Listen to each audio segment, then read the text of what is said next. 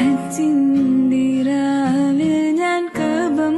കിനാവിൽ കണ്ട് ഷജറത്ത് പൂത്ത സുബർഗത്തിൻ വാതിൽ കണ്ട് ജന്നത്തുൽ ഫിർദൗസിൽ ചേരാൻ എനിക്ക് മോഹം ഹൗലുൽ കൗസർ കുടിക്കാൻ എനിക്ക് ദാഹം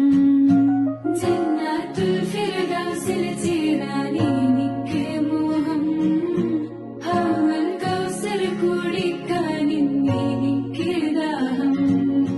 ഹജ്ജിന്റെ രാവിൽ ഞാൻ കഅബം